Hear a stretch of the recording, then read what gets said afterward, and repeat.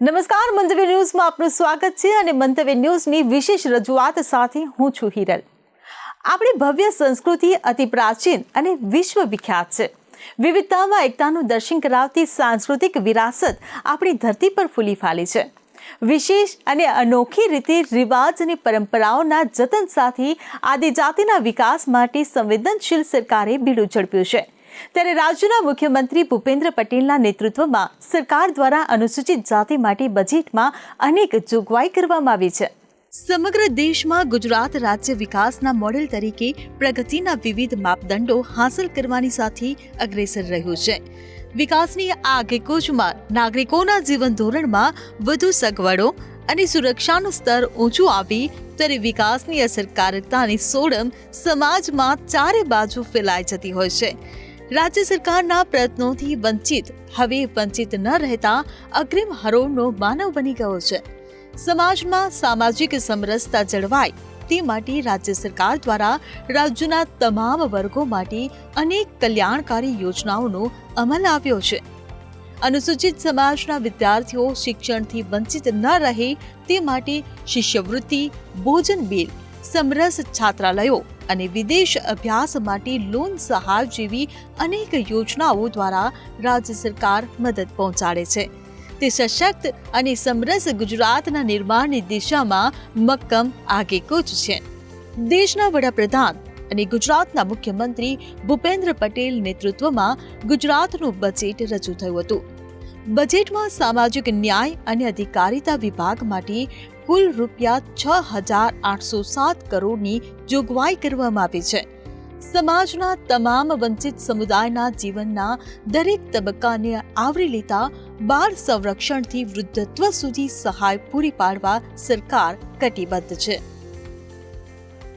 પ્રાથમિક શાળાઓમાં અભ્યાસ કરતા અનુસૂચિત જાતિ અને વિકસતી જાતિના અંદાજે 42 લાખ વિદ્યાર્થીઓને શિષ્યવૃત્તિ અને ગણવેશ સહાય આપવા માટે ₹717 કરોડની જોગવાઈ બજેટમાં કરવામાં આવી છે. પીએમ યશસ્વી પ્રી મેટ્રિક અને પોસ્ટ મેટ્રિક શિષ્યવૃત્તિ યોજના માટે ₹520 કરોડની જોગવાઈ કરવામાં આવી છે. વિદેશ અભ્યાસ લોન યોજના અંતર્ગત વિદેશમાં ચાલતા ઉચ્ચ કક્ષાના અભ્યાસ અર્થે ₹15 લાખની લોન 4% દરે આપવામાં આવે છે. જે અંતર્ગત અનુસૂચિત જાતિના વિદ્યાર્થીઓ માટે ₹100 કરોડ અને વિકસતી જાતિના વિદ્યાર્થીઓ માટે ₹80 કરોડની જોગવાઈ બજેટમાં કરવામાં આવી છે.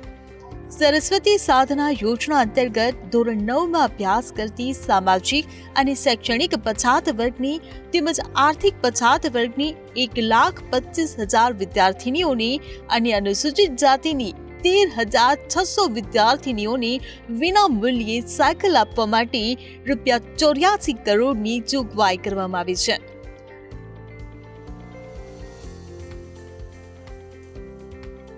નવી રાષ્ટ્રીય શિક્ષણ નીતિ 2020 અનુસાર રચાયેલ બાલવાટિકામાં અભ્યાસ કરનાર અનુસૂચિત જાતિ અને વિકસતી જાતિના અંદાજે 2,22,000 વિદ્યાર્થીઓને ગણવેશ સહાય આપવા માટે ₹20 કરોડની જોગવાઈ કરવામાં આવી છે.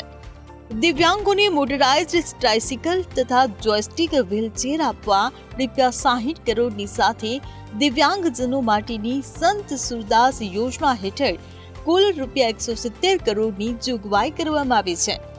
તમામ જાતિ વર્ગના છાત્રો એક જ છત હેઠળ રહે તે અભિગમથી જુદા જુદા 10 જિલ્લાઓમાં 9 સમરસ કન્યા અને 11 સમરસ કુમાર છાત્રાલયો બનાવવા માટે ₹83 કરોડની જોગવાઈ, જેનાથી અંદાજે વધારાના 13,000 કુમાર કન્યા છાત્રોને લાભ ગુજરાતની જનતાને થશે. ભારતમાં અને વિદેશમાં અભ્યાસ માટે શૈક્ષણિક લોન તથા સ્વરોજગાર લક્ષી યોજનાના આશરે 70,000થી વધુ લાભાર્થીઓ માટે ₹831 કરોડની જોગવાઈ બજેટમાં કરવામાં આવી છે. અનુસૂચિત જાતિ અને વિકસિત જાતિના લાભાર્થીઓને બેંક મારફતે વાહન, સ્વરોજગારી તેમજ ભારત અથવા વિદેશમાં ઉચ્ચ અભ્યાસ માટે લીધેલ લોન પર 6% વ્યાજ સબસિડી આપવા માટે ₹25 કરોડની જોગવાઈ ભૂપેન્દ્ર પટેલના નેતૃત્વમાં બજેટમાં કરવામાં આવી છે. વિભાગની આવાસ યોજનાઓ હેઠળ અનુસૂચિત જાતિ, સામાજિક અને શૈક્ષણિક રીતે પછાત વર્ગો, આર્થિક રીતે પછાત વર્ગો તથા વિચરતી વિમુક્ત જાતિઓના અંદાજિત 21,500 લાભાર્થીઓને અપાતી મકાન સહાયમાં ₹50,000નો વધારો કરવામાં આવે છે, જે માટે ₹400 કરોડની જોગવાઈ કરવામાં આવી છે. આવી જ રીતે ગુજરાત સરકાર અનુસૂચિત જાતિ માટે હંમેશા તત્પર છે. છેવાડાનો માનવી પણ સુખ સુવિધાથી વંચિત ન રહી જાય તેની કાળજી મુખ્યમંત્રી ભૂપેન્દ્ર પટેલ દ્વારા રાખવામાં આવી રહી છે. બ્યુરો રિપોર્ટ, મંતવ્ય ન્યૂઝ. મંતવ્ય ન્યૂઝની વિશેષ રજૂઆતમાં હાલ બસ આટલું જ. ફરી મળીશું. નમસ્કાર.